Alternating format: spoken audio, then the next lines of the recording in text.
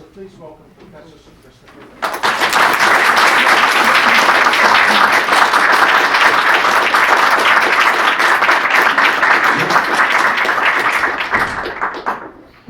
E.M. Forster writes about what it was like to read T.S. Eliot at the time of the Great War. Forster.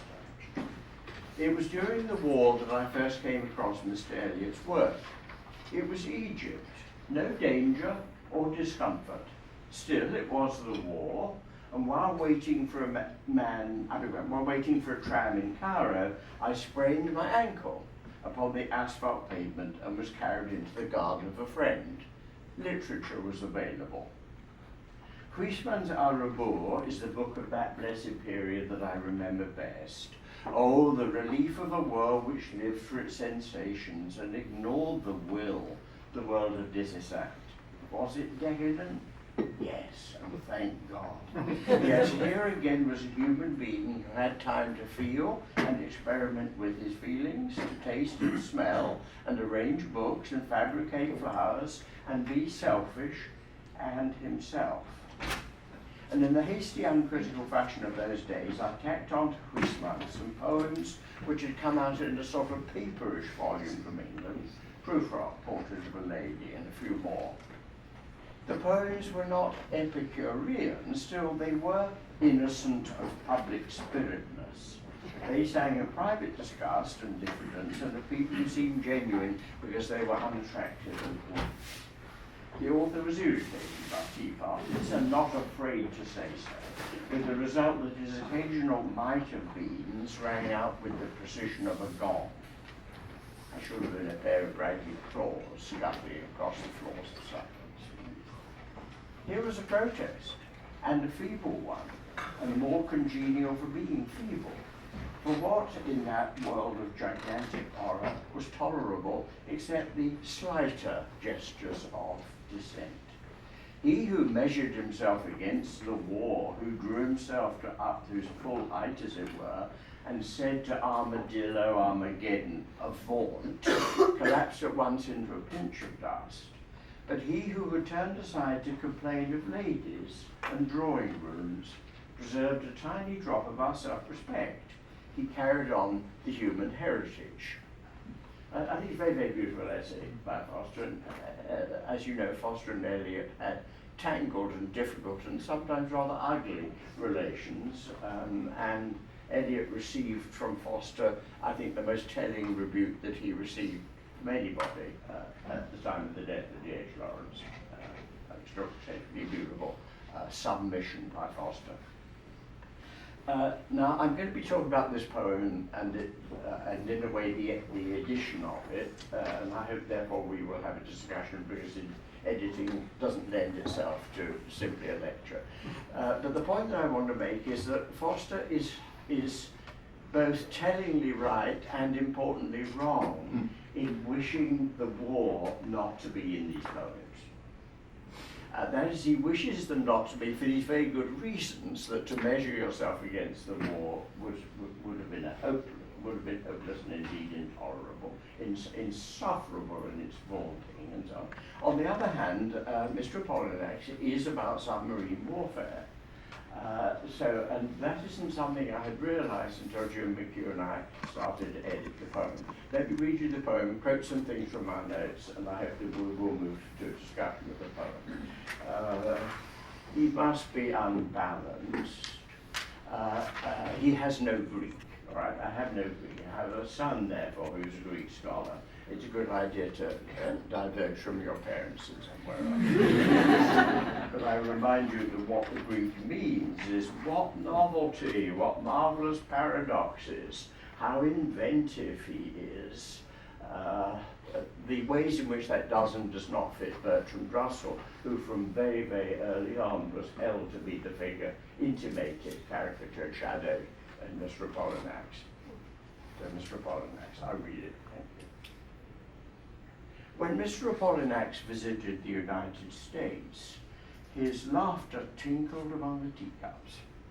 I thought of Frigilian, that shy figure among the birch trees, and of Priapus in the shrubbery, gaping at the lady in the swing. In the palace of Mrs. Flackers at Professor Channing Cheetah's, he laughed like an irresponsible fetus. His laughter was submarine and profound, like the old man of the seas, hidden under coral islands, where worried bodies of drowned men drift down in the green silence, dropping from fingers of surf. I looked for the head of Mr. Apollinax rolling under a chair or grinning over a screen with seaweed in his hair. I heard the beat of centaurs' hoofs over the hard turf as his dry and passionate talk devoured the afternoon. He's a charming man, but after all, what did he mean? His pointed ears, he must be unbalanced. There was something he said that I might have challenged. Of Dowager Mrs. Flackers and Professor and Mrs. Cheetah, I remember a slice of lemon and a bitten macaroon. Now, I think everything that Foster says about it is true. There is a wonderful sense of relief there, and so on.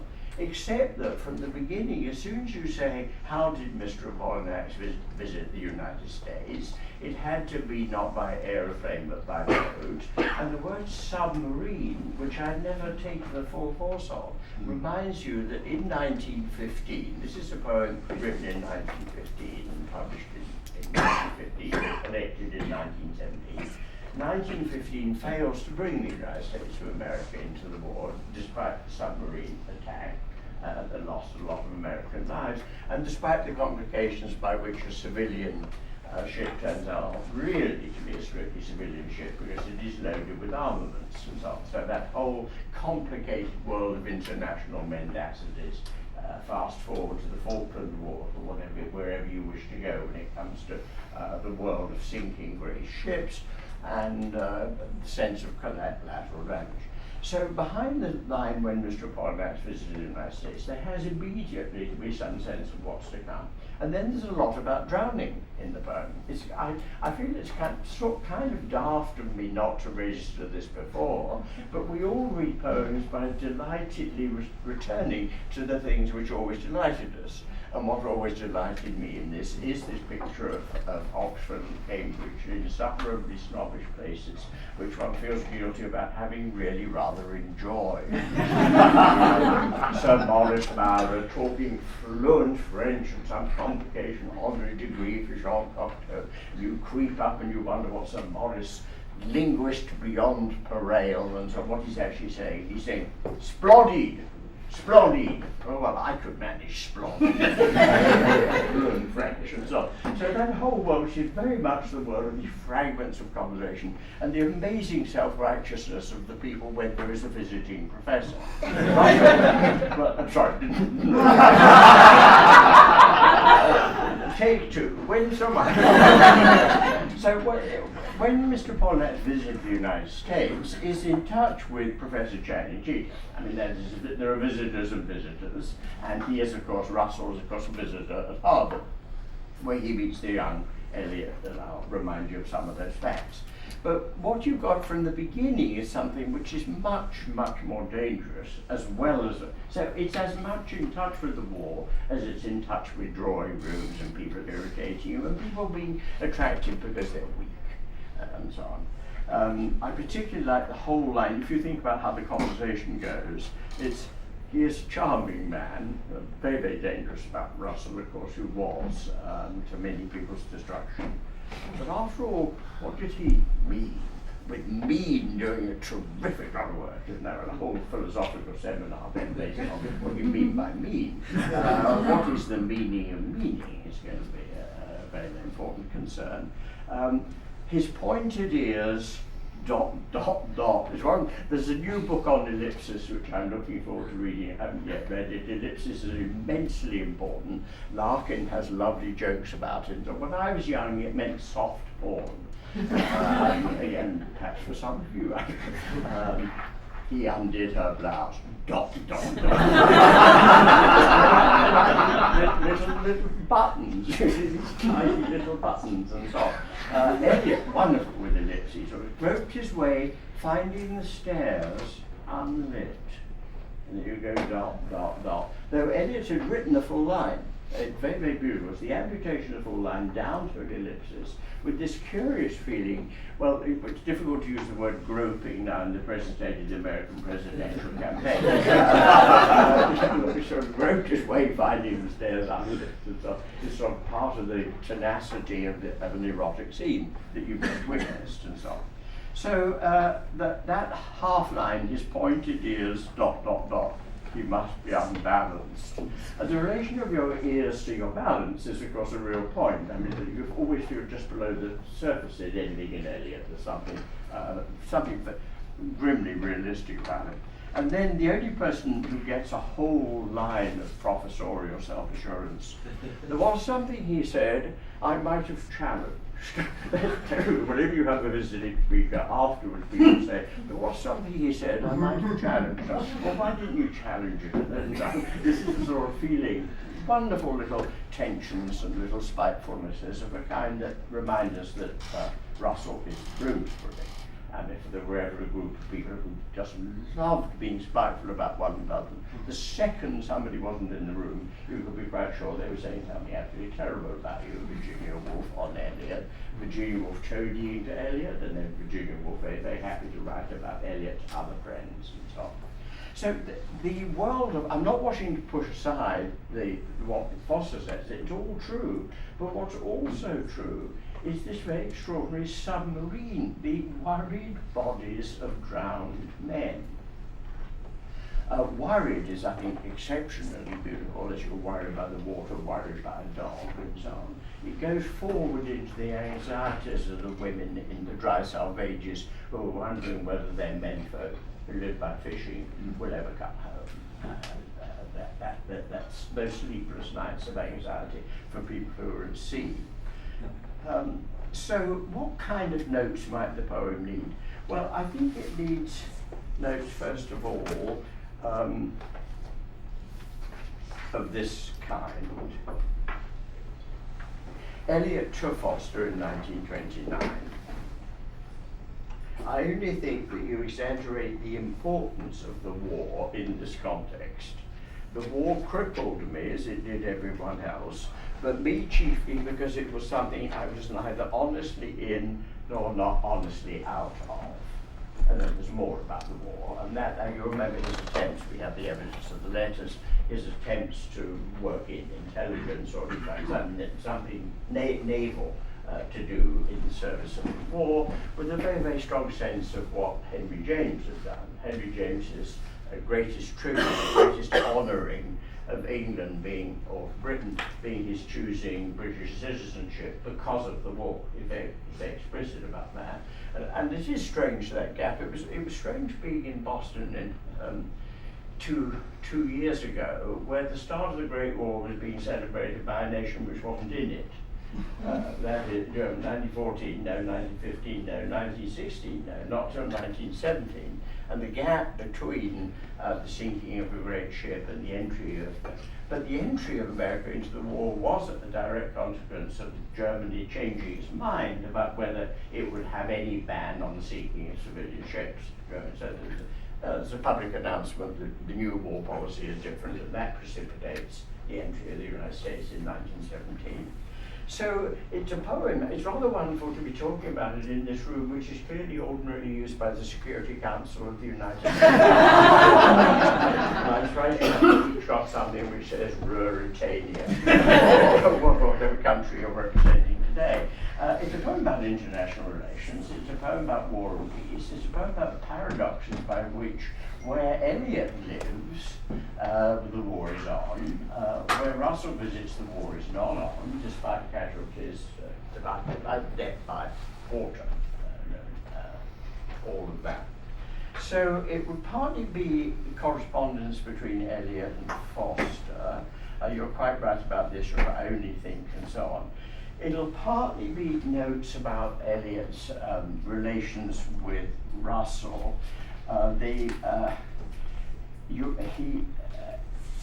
He decides that Russell isn't big enough actually to be evil, but it's a criticism by him that Russell is not big enough to be evil. That is, as you know, Eliot preferred active evil to to mere atrophy and non-existence. He describes Russell late as one of those successful failures.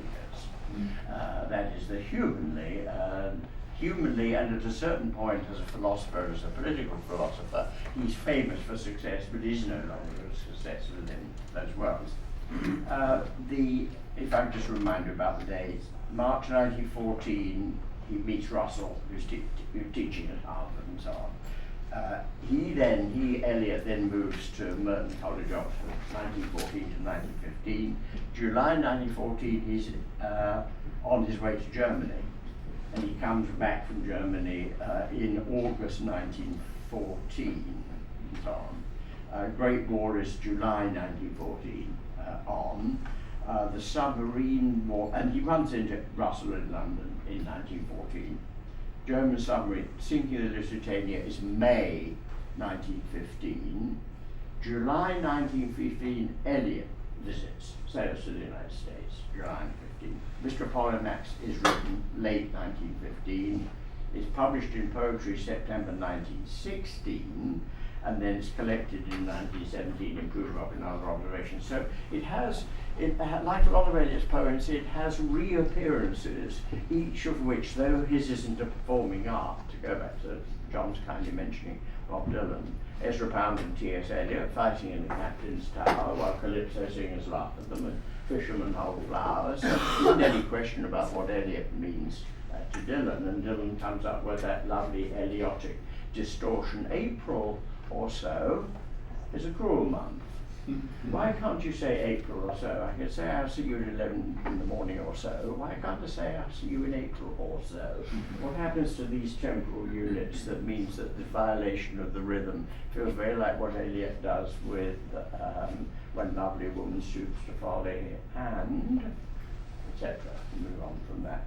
So this is something like the story. 1916, just before, between writing Mr. Apollinax and publishing it, Eliot plans to cross for the doctorate. He's going to cross the. He's going to visit the United States to pick up his doctorate, but it's cancelled at the last moment, and it's cancelled largely because of all the family fears about submarines. So we've got perhaps more notes than you altogether need, and the edition has been mocked, not quite ridiculed, mocked for having an inordinate ratio, as if we all know somehow that there is some divine ratio.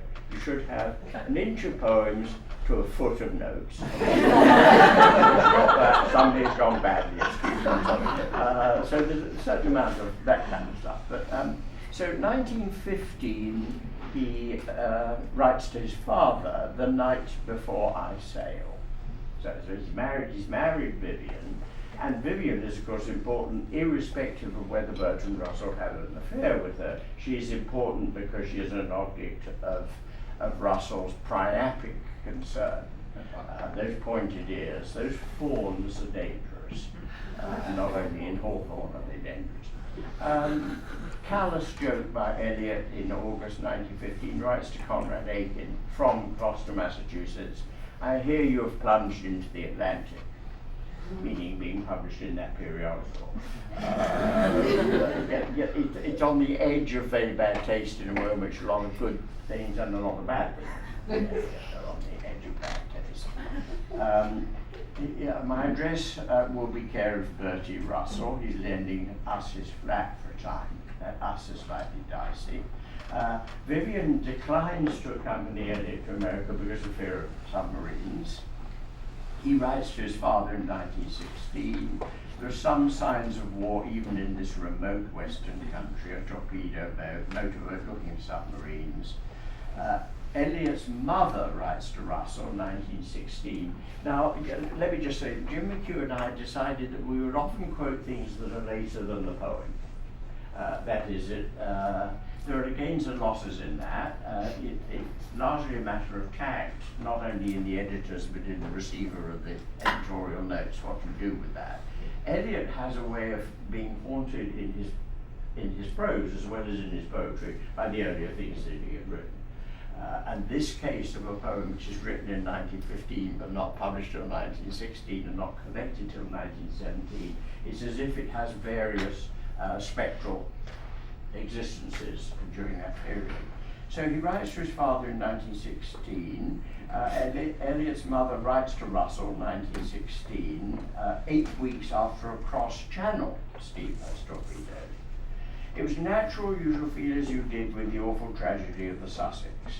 I'm sure your influence, this is to Russell, Eliot's mother, I'm sure your influence in every way will confirm my son in his choice of philosophy as a life work.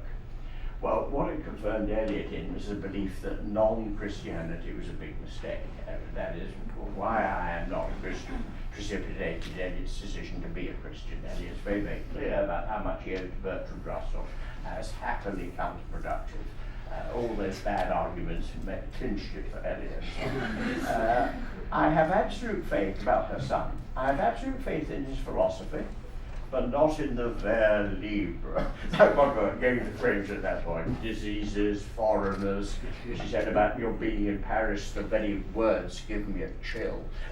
Wonderful mother looking after son, venturing into decadent places. Decadent? Yes, and more so. Tom is very grateful to you for your sympathy and kindness. 1917, just before it gets into proofread, I do not quite like to trust the fruit of so much labour, that is his doctoral dissertation, to the submarines. But perhaps I can, so you move on, very, very well aware, as Empson was, when Empson talks about the anxiety with which he sent the structure of complex words by mail back from the Far East. He says, you remember, he says that it was his nunc dimittis, that had he died in the 50s, that he would have done what he was sent to the planet to do, but this terrible fear of consigning it to the mails. So that's one dimension of the context for it. The other one is, of course, Russell at Harvard himself, recalling, later he recalls what it was like there. I had a postgraduate class of 12 who used to come to tea with me once a week. One of them was T.S. Eliot, who subsequently wrote a poem about it called Mr. Apollinax. Russell misspells Mr. Apollinax. People do that to show that it didn't come home to them. F.W. Bateson and T.S. Eliot got into a quarrel about whether The Waste Land was in some ways a gay poem, as a result of a piece published by John Peter, sort of legendary piece and so on. Eliot, obliged to refer to Bateson, referred to him as a Mr. Bateson. He then thought that wasn't effective enough, so he took Freddie Bateson's initials, which were F.W., and changed them to F.E. It became Mr. F.E. Bateson. He was very, very irritated. You'll never quite know whether that's a cooperative subconscious or a mere error as you type the thing out and so on. There's some way in which not quite getting people's names right. It was very important to Leaviston scrutiny to call Logan Pearsall Smith L.P. Smith. You sort of cut him right, he thinks he got 3 names. L.P. Smith. It was before LPs were actually out there, and I think probably they took pleasure in it. So here's Russell in 1914. I'd been spending the weekend in the country at the house of Fuller of Plotinus. It was beautiful there, weather like midsummer and the trees like early spring. He has a lake and woods. Now the lake matters because it's the lake that precipitates the reference to Gautier. Gautier's poem about the German lake into which all the elves plunge, a poem called Apollonie. So Mr. Apollinax comes from Gautier's Apollonie and the drowning of the nymphs in a German lake.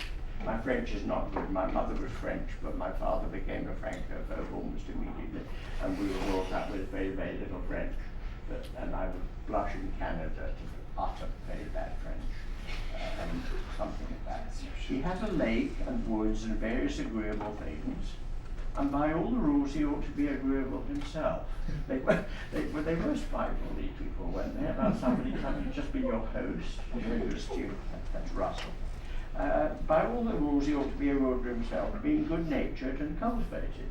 But for some reason I'm always saying to myself, after all, you are an ass. That's very English and very upsetting. After all, you are an ass.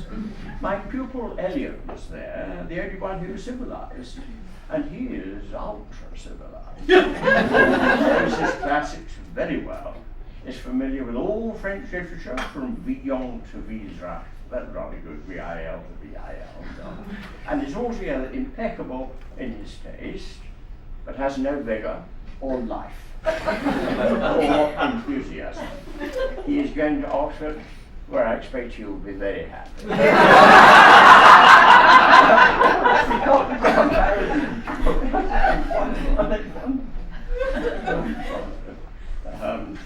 And then I imagine it was during this weekend visit, or in consequence of it, that T.S. Eliot wrote Mr. Apollinax. That's this is Lady of Glenmurray receiving the letters.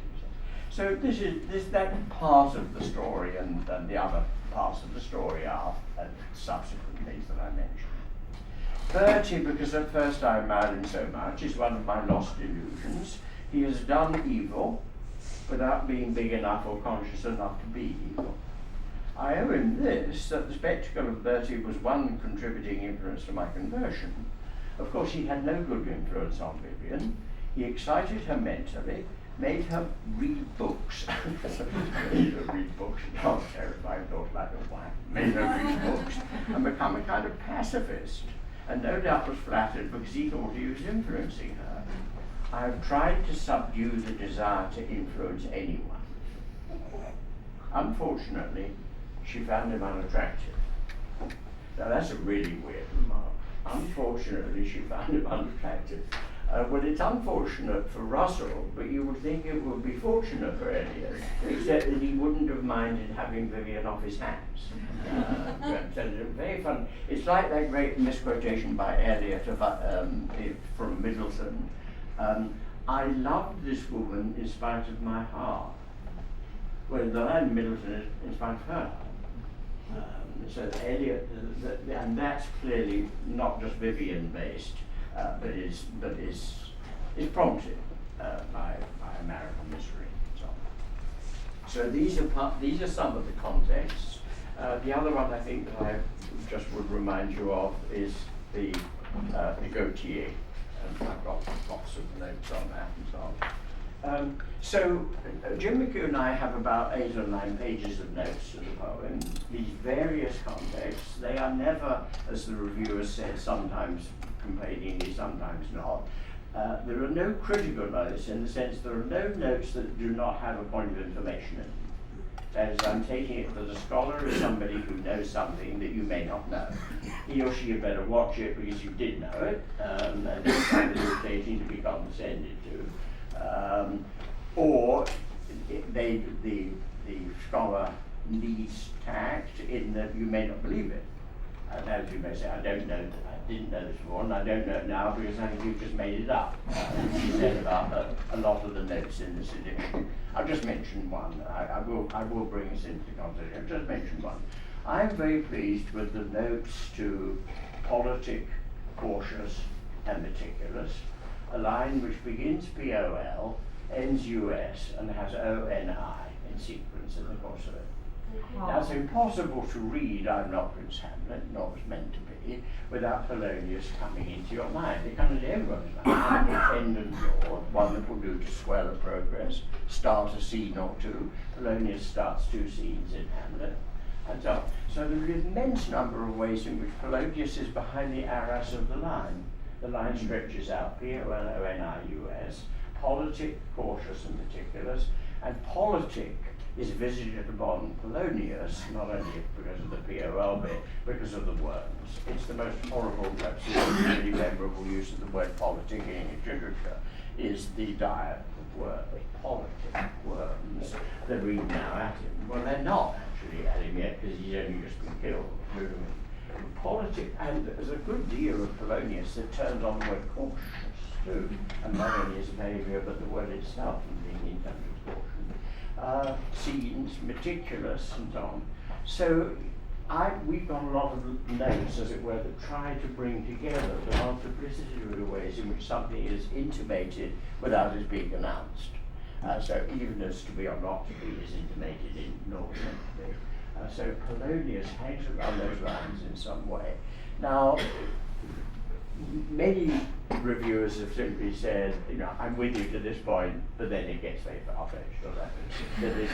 I believe that Eliot is not only more knowledgeable than I am, but immensely more imaginative, and that it's very, very unlikely that I have come up with happily enticing, intriguing intimations that were not available to him. But they don't have to be consciously available, because you'll remember how often he speaks in terms of the best effect in his poems being one where he is surprised by people how people respond to them.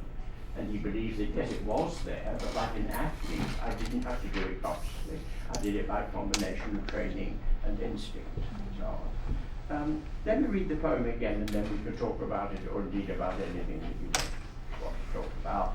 In the light of Eliot's, one of Eliot's great remarks in criticism, that what we try to do is make the facts generalize themselves.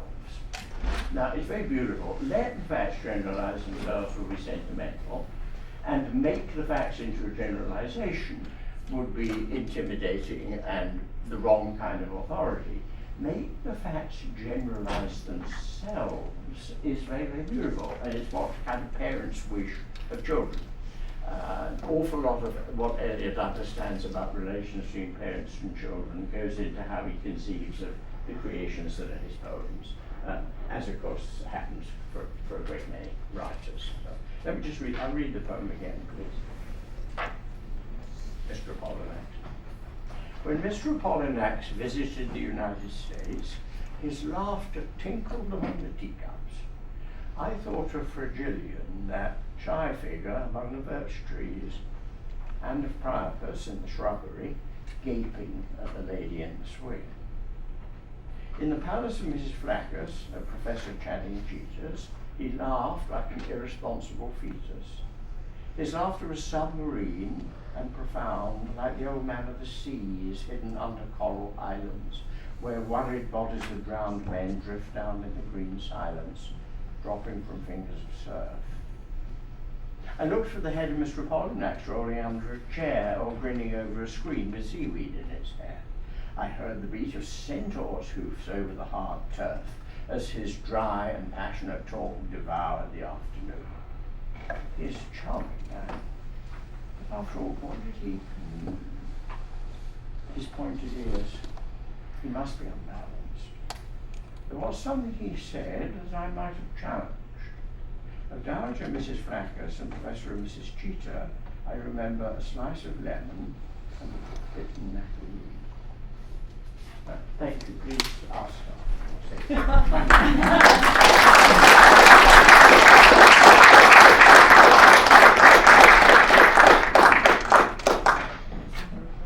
Please. No, I'm asking you, would you like to take questions yourself? Yes, I'm going, yes, can't wait. How does one go about getting a dry and passionate song? There would seem to be a contradiction. Dry is like a wine, I take it, isn't it? I mean, there's a horrible combination of what it is to be drowned and what it is to be dry, especially when you given the alliteration. Let's think of dry as dust. No, you see, no, I do think of it as, I don't like sherry, so I'm not going to pretend that. But I mean, I think of it very much as, I use it as a term of approbation on student papers, but it's true they are sometimes disconcerted. I say an excellent dry point. Meaning that it has that quality of, it is completely without sentimentality, isn't that what one thinks of as dry? So it's not the same as sour, but it's en route towards its opposite is saccharine or sweet. I hear it in that prose. I hear it in, the only one who's civilized, he is ultra civilized. It's a very dry way of talking, isn't it? It's very funny and hateful, unlike a lot of English things. I don't know whether the being funny makes it worse or sort of makes it better. I don't know, I guess I'm just wondering what then the passionate within the dry. Well, Passionately it is. mean, I suppose. Well, you get it. I think you get it in the philosophical scenes in Beyond the Fringe. That is, they are absolutely passionate about whether or not all that stuff about the apples. Do you remember? I can't. Some people know the whole of Beyond the Fringe by heart, but there's that whole argument. Can you have? I did not have an apple. Can it be said that I could have an other apple? I don't know. I had a friend who was a philosopher in Oxford, whose work has, since his death, become sort of popular in some rather disconcerting way. He was fascinated by whether or not, and then he would go into the examples that follow. A man asleep is turned over by a tapir, seeking the warm scented leaves on which he is lying, and does not wake up. Can he be said to have had the experience of being turned over by a tapir? Now, I'm so glad I'm not in philosophy. They were wonderfully clever, they were true, but just how to put it, you make up this totally imaginary thing, and then with the immense dryness, you say, can he be said to have had? And it depends on the discrepancy between this bloody tapir, and then the kind of severity of the thinking of we'll have to go into pondering it. So that's part of what I get from dry and passionate. Philosophers are passionate. Well, maybe, are they here? Have we any philosophers in the room? Will somebody come up and ululate passionately? Dry ululation is all we ask. No, but the philosophers I know it seems to me to catch it, and it's also a class thing. I mean, it's very markedly a class thing. Russell is the Lord, don't you know? So I think there's both, but I've never even thought about it. It's a shame for me never to have thought that, and I think you should be congratulated on bringing up this marginal point.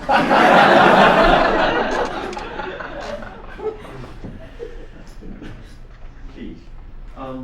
If Russell is Apollinax, he represents paganism in some sense, right? All the references to Priapus and Yes. The various Greek deities. Yes. Is there a link between Russell and paganism on the one hand and the submarine warfare on the other, or is that too much of a stretch? Is it a conservative take on America being targeted because she is not sufficiently Christian? It's very, as Or one the says, sometimes early truthfully, very good point. The speaker is wondering what to say, and congratulations on what you said. The paganism of Hawthorne is part of the story here. You can't do the pointed ears bit and not have Hawthorne, and you can't visit the United States and not have Hawthorne. And Eliot writes a lot about Hawthorne. Always he cares about Hawthorne. And I think he stays loyal to Hawthorne, whereas he doesn't stay loyal to James. He falls away from his admiration of James, and it's, to me, a great sadness. So part of it will be the strange paganism of America. It will be that. It will also take in pagan ideas of the right of gods to come and rape people. I mean, that is, it's very, gaping is terrifically powerful and horrible, I think. Gaping at the lady in the swing means she's not wearing underwear. She's doing the gaping. I mean, there's rather horrible how it turns around there, it seems to me. And you look at the paintings. We must have art historians in the room. I think we've got those, presumably on Dragon now. That'd be right. So you've got the sense of the lady in the swing. This rather horrible voyeuristic side. Fragilion, there is no such person, but there's a strong sense. There's an important doubt as to whether it's a hard or a soft G. Eliot is fascinated by the difference between hard and soft Gs. Gerontian depends throughout on what it is that you must have hard G. Geriatric, fine, but Gerontian. And that hard G goes into an immense, and it's very, very powerful in English, the difference between a hard G and a soft G, including in erotic respects. So The you plot- have something here with I'm sorry. Fragilian and fragile, right? Yes, you have a feeling of fragility. You have something like that. But the turn then, the turn is into something darker, isn't it? I thought of Fragilian, that shy figure, where you go into the hard G in figure among the birch trees, comma, and that and has a certain dropping of the fingers for me, and then you go into Priapus and the shrubbery gaping at the lady in the swing, where, as I say, there's a strange turn through the word gaping, you know, it's kind of ugly, underwearless sort of world. I think that's something of it. Apollonian versus Dionysiac has to be a possibility. That is, if Mr. Apollinax's conduct was repeatedly, as it were, arrogant in the way in which gods and classical figures are allowed to be arrogant when it comes to women. Isn't that right? I mean, the new issue of Private Eye has changed in American politics. I don't know if you've seen it. It's the red and blue picture of Obama with hope under it, and it's Trump with grope written under it, just side by side. And the rhyme has a certain sort of power. This is something that I think your point is an excellent one. I haven't thought about it. When people made points I hadn't thought of, I always in the old days knew that they couldn't be true. Excuse me, you're under some misapprehension. If that were an intelligent observation, I would already have made it. But I've tried and already a bit more welcome. Thank you. Please. So Christopher, I'd just like to ask a question about how Mr. Apollinax relates to proof rock and perhaps its place in the collection. I notice with the seaweed in his hair reminds me of the end of proof rock with the mermaid's weave. I wonder, it's like in proof rock we had the drawing room scene in contrast with the underwater, but here we have a drawing room scene too, but the hair, I mean, the mermaid thing is now up on the ground. So, that is immediately persuasive to me, and I would expect to everybody else too. I mean, Eliot, like most of the great poets, though not quite all of them, is a trichomaniac, is obsessed with hair, fascinated by hair. Beauty draws us with a single hair in Pope, and not only in Pope, on the Rape of the Lock, it's on all that whole world, and it comes, a woman drew her long black hair out, tied and fiddled whisper music on those strings. It's very, very powerful in him. I think what I might, as it would, make of your point, from my purposes, would be the en route to things that are happening. The best Eliot poems are always both retrospective and prospective. You could say that would be true of any artist, you could say it would be true of Ibsen, it would be true of Brand, and so on. There's a moment in which an immense lot is gathered and an immense lot is still in store and is biding its time. And Eliot's preoccupation with never writing the same poem twice. And the collected poems is very, very slim because he would not publish anything like the same. There is nothing like the Wasteland. There is nothing like Gerontia. There is nothing like Ash Wednesday. It's very, very extraordinary continence which sets itself against Whitman. It sets itself against another notion of more, not simply more American, but in some ways American notion of having all the space in the world and all the time in the world. Your deathbed edition is a long way off, and you can treat your poems as if they were a performing art and issue version after version after version of them, as it were, forever. Geoffrey Hill had some of that wish. Geoffrey started talking about the deathbed edition when he was about 20. But it certainly was long before he was 18 doing this deathbed edition talk.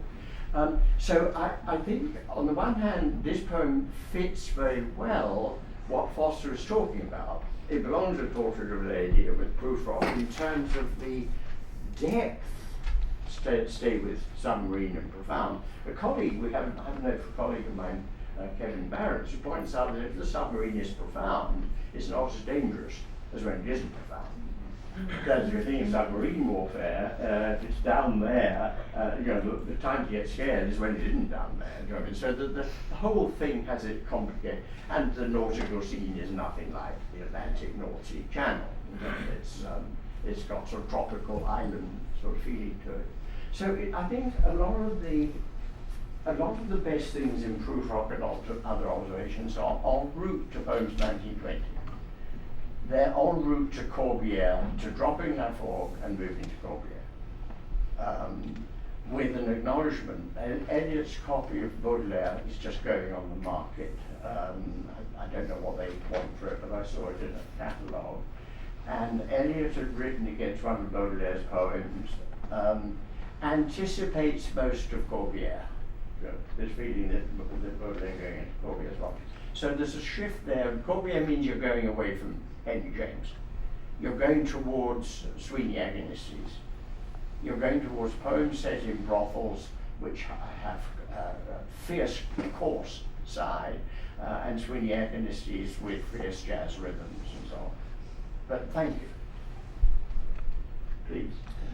I have a question about critical method, and you started with that word submarine, and you're placing it in the context of 1915 and submarine warfare and Eliot's known fear of the submarine.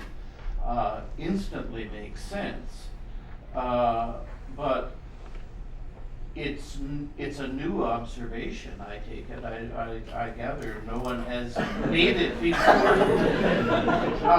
Go on. I'm wondering if you have any reflections. Why not? Is it a resistance to placing a poem in its original historical context? Well, it is, well, something else. There are readings of Eliot which are fascinated by, as indeed it is fascinating, the depth of his personal psychic weirdness. Isn't that right? And he is, I mean, he's absolutely there's an extraordinary person in there, absolutely extraordinary person. The biographies haven't been able to do justice to it, partly because of the reluctance of Mrs. Eliot to allow personal material. So Jim McHugh and I did not know of these very late erotic poems for Valerie until about 2 months before the book came out, when suddenly the Eliot estate said there is Valerie's own book. Jim McHugh had seen something called Valerie's own book in Mrs. Eliot's. I hope this doesn't seem to be changing the subject, but what I'm getting at is that there's this terrific pull of Eliot and a reading of Eliot all the time. Half of the reviews in the edition have been about, within this apparently phlegmatic banker there lurks Jack the Ripper. And then nobody's quite said that, but I mean, do a girl in, and so on. So you've got some dark thought about what it is. So there's all that. That tends to have pushed aside other kinds of context. He's a romantic who's attempted to become classic by self-mutilation. So the interest of that is that he castrates himself. This is sort of one old view of the Lord. So the fascination with his character. Secondly, the fascination in all the literary journals, the pushing aside of criticism by biography, and the pushing aside of biography by gossip. So that the book reviews, I don't know if it's true in Canada, it's certainly true in the States, except for a very few places of which the New York Review of Books is sometimes one. New York Times Book Review is largely reviews of biographies, and the biographies are largely gossip, and it's gossip by the reviewer. It's gossip about how well I met W.H. Auden, and he didn't proposition me. So you've got all this stuff going on, and nothing. You don't get any account of Auden's poems somehow. So it will partly be that. It will partly be a terrible nemesis for new criticism. My students don't know what new criticism is. They like the word new, but they rightly suspect that it's about as old as New College, Oxford. Centuries old. So new criticism is saying, attend to the words on the page. At the same time, it was tempted, and sometimes reviewed tempted, saying you don't really need to know very much other than the words on the page. So you've got wonderful arguments between Douglas Bush and Clear Brooks about do you need to know anything about Cromwell? Who? Go on, and then move on to who Oliver Cromwell is and so on. So there are various things that have come together, I think, from quite different political alliances within the profession. One is we should hold on to close reading, and we haven't got time for context. One is we shouldn't hold on to close reading because what we need is a theoretical infrastructure. Reading this poem, what is it to read? Then you've got a series of seminars on what it is to read. I have anticipated that by saying, what is it to turn? You think you can go directly to a seminar on to read, not till you've had a seminar on to. Okay, so you've got a whole series. There's infinite regression. So there are lots and lots of things. The accounts of Eliot tend to say he is not doing such and such. Brown Southam says the West End is not about the Great War, it's about his tormented psyche. Well, it is about the Great War. It is full of things which do not need allusion to the Great War, because not needing things is a big artistic accomplishment. You need to know almost nothing. You need to know the meanings of words. You don't even need to know how to read, because somebody can read a poem to you. But the question is never, do we need these things? There will be plenty for you if you know almost nothing. It's always about bonuses. But I had never thought about submarine. I think that was sort of foolish of me, because I've read the poem lots and lots of times. But it won't quite do to think everybody else is stupid, though one is tempted at Boston University to entertain that possibility, especially in administration. Thank you, though. He and I planned the whole of the story.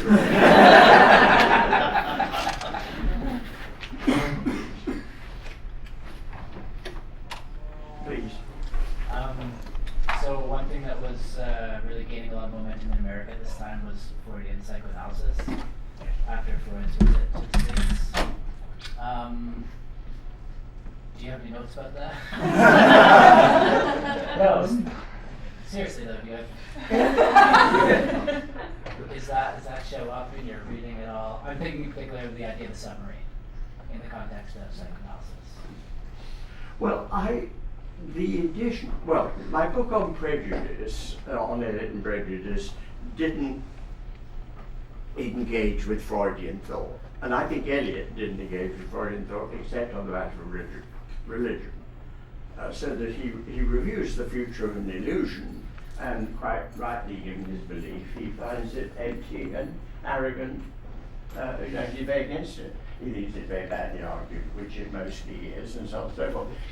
He's oddly uninterested in what, for me, are the really valuable things for literature in Freud, and particularly the antithetical sense of primal words. I mean, Eliot, like all great writers, is fascinated by the way in which a word is an axis and not a direction, and the very same word which means stop you from doing it means allow you to do it. I'll make a ghost of him that lets me, and lets has to be simultaneously prevents me from doing it and allows me to do it. And it's very, very beautiful. It catches some. The production needs to stress that the main physical sense is anybody that prevents me, make a ghost of him, lets me. But those words, I think, are that whole area.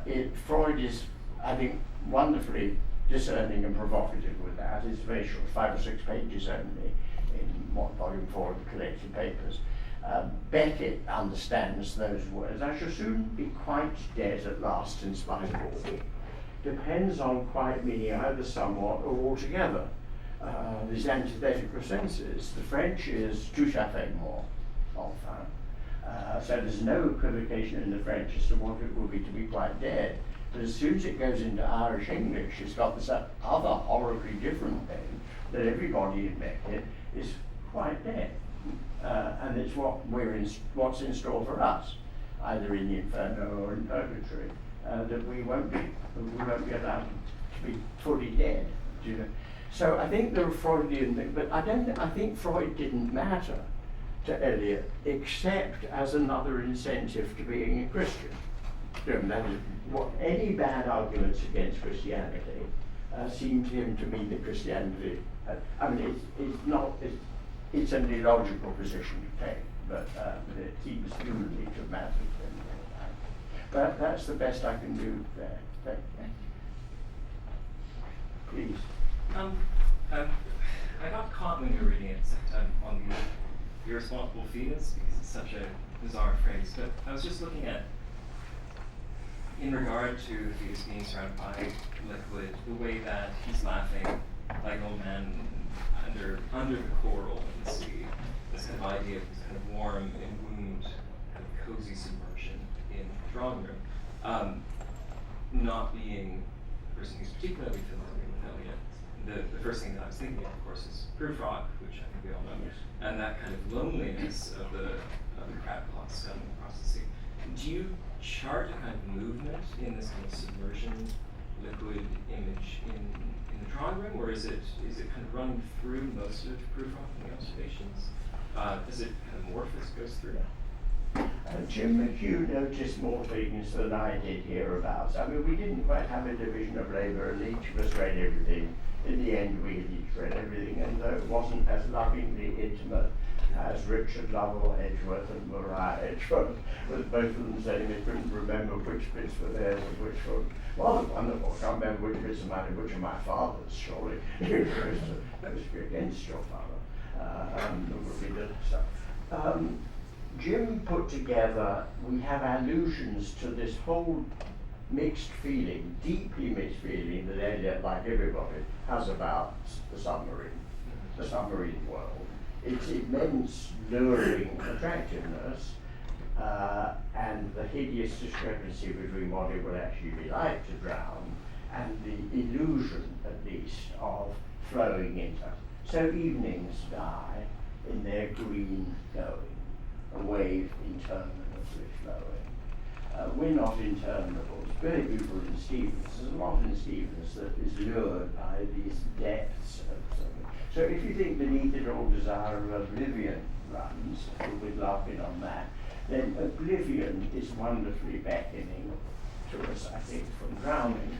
And the Oxford Book of Drowning Poems will be very big. And the Oxford Book of Being Burnt to Bits poems will be rather slim. That is all kinds of reasons why not being able to speak because of what drowning is. So Cooper, the poem which fascinates Walton, The Castaway, drank the stifling wave and sank. In the end, you've got to try to drink it, not just have it flood you. You've got to accept that it's something. So that would seem to be part of the world of it. But I think you've got a critical idea there, which I haven't had, and would think it well worth thinking about. I mean, why are there so many great funeral elegies? Why is there a Quaker burial in Nantucket, and in its way Dover Beach, and this and that, and the wreck of the Deutschland, and you can add and add and add and add. And what is it about this way of going that seems so fascinating to people who work with words? Thank you. Please. But pick up on Tom's question in a slightly different direction. But why an irresponsible fetus? That niggled at my mind when I read it too. And you opened up worried bodies of drowned men. It was just so beautiful. I'm thinking Richard III and all of those sorts of wonderful poems. But this irresponsible fetus is this nasty, ugly simile at the beginning of the poem. Is it an aborted child? Is it a living child? Why is a fetus irresponsible? Where does that moral element, what does that latch onto? Can I just add an idiot question? Is it Russell? Is Russell the irresponsible fetus who's also a submarine? A graphic submarine. amniotic fluid is to the point, as of course is Alice in Wonderland throughout this poem. Now, if you look for the head of somebody rolling like that, again, Eliot and Hugh Kenner and other people have written very well about how Lewis Carroll is in so much of the great modern. Lewis Carroll's everywhere in Joyce and not anybody's a portmanteau words. The situations again, Humpty. So some of it has to do, if you think Empson is right, that all those tears, all that water in Alice is amniotic. I think there's some sort of birth, not necessarily trauma thing going on. Our note on the word irresponsible is OED1, not answerable, incapable of legal responsibility. So there's a very strong sense of what, and that will have to do with the way in which, though philosophy is not necessarily jurisprudential, jurisprudence needs to be thinking hard about philosophy. And one of the objections that some of us have to the United States Supreme Court is that it is philosophically not up to the, again and again, not philosophically up to the task. That it's given a philosophical question of what it means to be in possession of something, do you know what I mean? And then the answers are kind of wouldn't pass philosophy 101. And we feel that again and again for some of those things. We've got the note we've got on it. I spotted in Taillade, who's the French poet who Eliot cares a lot about, who's represented in Poème de Joupouille, un nommable fetus. So it's an unnameable fetus, unnameable and certainly not yet named. I've just become a great-grandfather. You're supposed to be going to round of applause. Don't bother. I've just become a great-grandfather. The child was so eager to meet its gramps, or great-gramps, that it came into the world too early. And it's therefore unnameable still. Do you know what I mean? That is, there was the feeling we've got another 8 or 10 weeks before we've got to come up with a name. But responsibility is, I think irresponsible fetus is from innommable in the French. And that rhymes in Taillade with rictus, which is of course a grid. So fetus and rictus are the rhymes in French, and laughed like, do you know what I mean, is prompted partly by the French poem.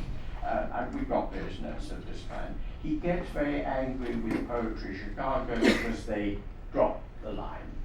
There's a question that he's angry with Harriet Monroe for doing that, and Pound is angry and so on. But we don't have, I mean, I think your point is very good, we don't have a sufficient note. We've got simply Eliot, exercise of the irresponsible activity of a legal mind, where Eliot in his prose is bringing irresponsible and legal together and saying it is irresponsible of the legal world not to have thought through the question of whether or not you are responsible for. But it isn't a good answer to your question. It's funny about the word fetus. You find it actually ugly. Disturbing, yeah. Well, it is disturbing, yes. Maybe it's because I've listened to you speak about the lust in the poem and the death in the poem, and sort of put something so helpless, so unnameable alongside that. Maybe it's in the context of your wonderful talk that I find it ugly. Well, I'm sure that it is unique in its register in the poem. So you have to, it has an immense charge, and it has an immense, that wasn't meant to be like a depth charge thing, but there is a depth to it, as there is to no other work. It's a little bit like, I would contrast say with Yeats and what he does with the word declivity. I offer to love's play my dark declivities. And declivities is just, it's so completely different a register from anything else in that amatory poem. It's really weird. It feels really, I find it very scary. I mean, if a woman were to say to me, are you interested in my declivities? I would back nervously away. There's something about the kind of prosaic limpidity of exactly. But I'm entirely agree with you, really. Please. I'm sorry to keep on this irresponsible fetus thing, but because you already sort of said how you talk about it in the book. My just very basic reading of it is, wouldn't an irresponsible fetus be a fetus that opens its mouth? If it's still, and as Tom says, if it's still, growing, if it's still surrounded by amniotic fluid, if it opens its mouth, then is irresponsible, drowns in the womb. And so I was wondering if that was that kind of way of reading, almost a way of saying he talks, Mr. Apollinax talks too much, or says too much. I think that is a very deep act, though. It would have to do with the relation of responsibility to response. And Eliot, like all great writers, is interested in the relation between those two. That is, in dreams begin responsibilities, in Yeats. The whole question of what I happened to be grading papers yesterday and first thing this morning. Students somehow believe that if it's a production, they don't have any responsibility as to their own imaginings. If they're reading the book, then their responsibility for their responses is very clear to them. If they're watching it on stage, they've been absolved of responsibility. Now, to me, they now have a responsibility for their responses to this other person's imagining of it. So that, they have a way, my students have a way of saying, you don't have to do much imagining if you're watching a production. But actually, you've got meta-imagining going on. You've got not only to imagine Hamlet, but you've got to imagine, well, Bill Murray's Polonius. And Bill Murray's Polonius, I think, is very, very good. As I thought that in the Zeffirelli, the production of The Mousetrap was very, very good.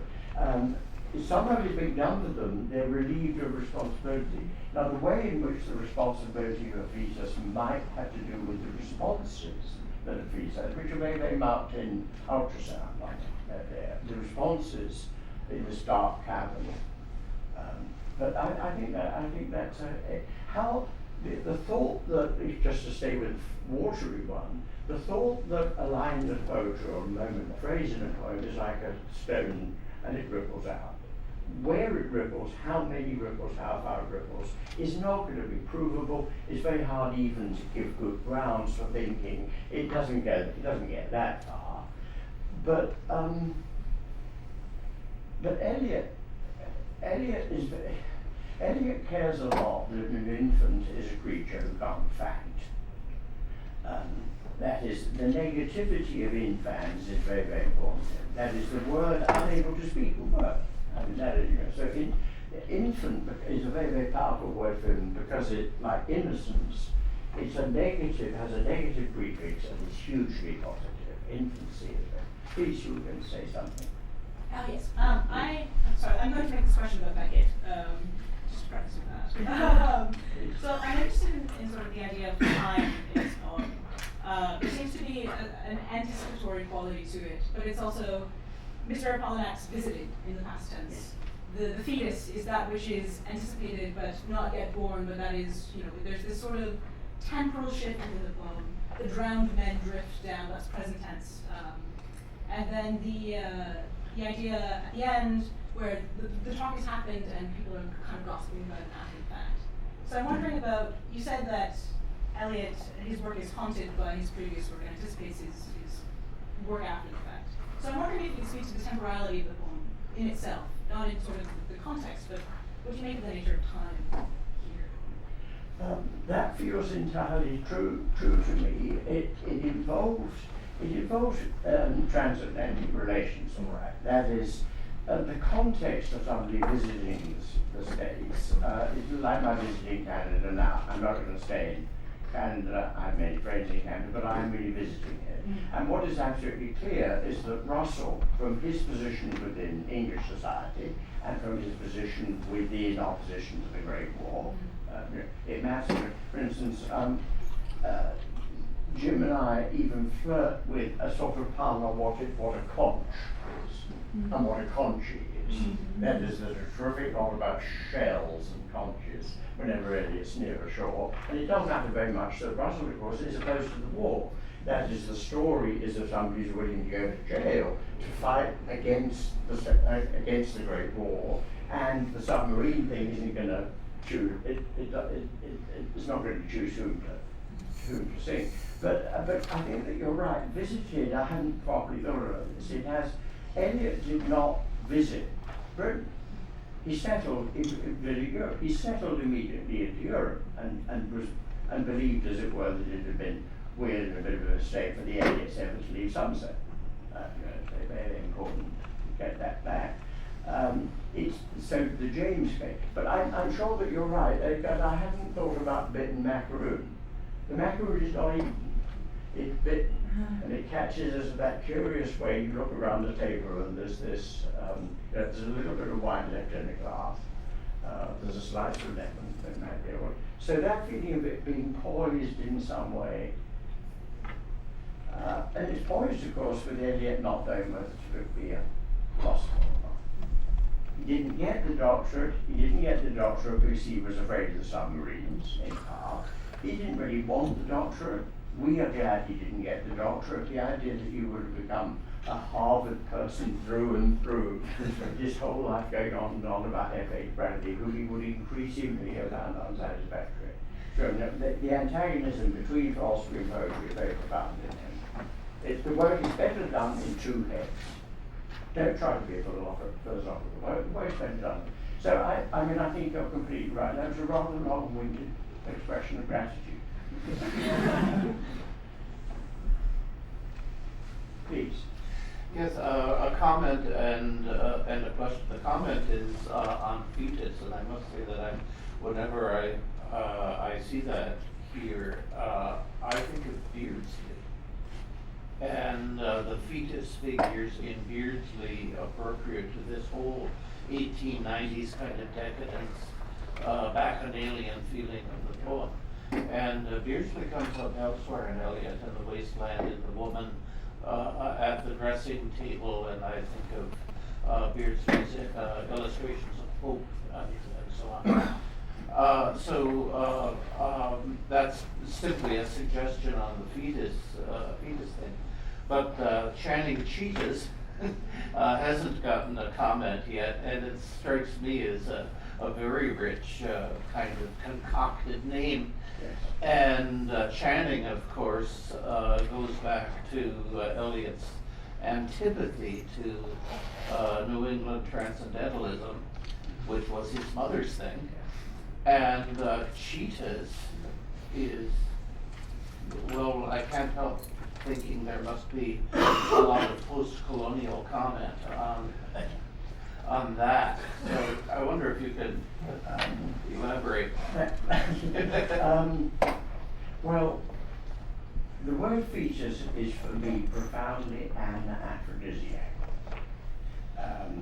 That is, I think, as soon as you say fetus, my incipient sexual desires go. I think it's a deeply an aphrodisiac word, and the thought for most people is actually not it's wonderful to get children, and I'm pleased to have got 7. Nevertheless, the word fetus, even more than the word embryo, I have a curious dampening effect.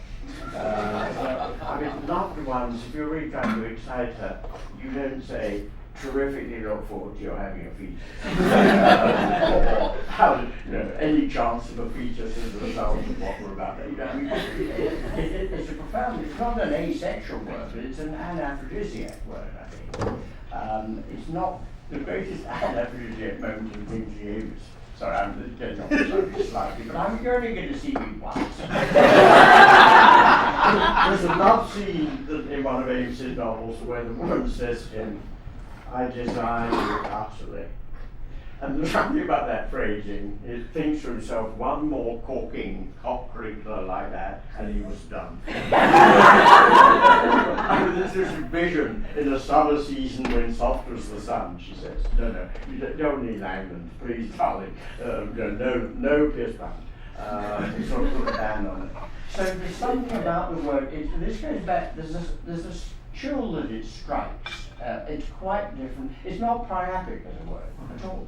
If you're going to link the various things in the poem. The names, what's wonderful is the way in which the Channing Cheetahs get locked back to being just cheetahs. By the end of the poem, that double-barreled thing, German, huge class dimensions. The double-barreled name has sort of power as a double barrel can have more power. It works partly through the double-barreled name. The cheetah, I take it, is like the couched Brazilian jaguar.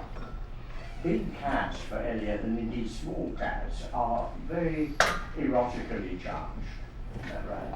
So there's something, now the discrepancy, what we all know is that professors have no id at all. And there's a good book by Nuttall, isn't there, about scholars and how they're dead from the navel down. If you want to be a scholar, it's just this small price you have to pay. So it's sort of part of these people don't feel sexy at all, do they? Or sexually driven, the Channing cheaters. Mrs. Flaccus is a wonderful name because it's a combination of phallus and being flaccid. So the name is itself a symbolic detumescence. Disgust. And of course it's a perfectly good classical, to go back to your excellent point about classic, it's a perfectly good classical name. But we didn't, and you know, it's an American name, and we've got one of our notes that we were very pleased with is this.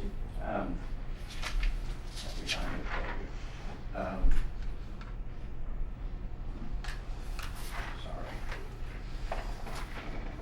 This is a reminder of the social world. Pittsburgh Press, 1910. Mrs. Flaccus, just straight newspaper article.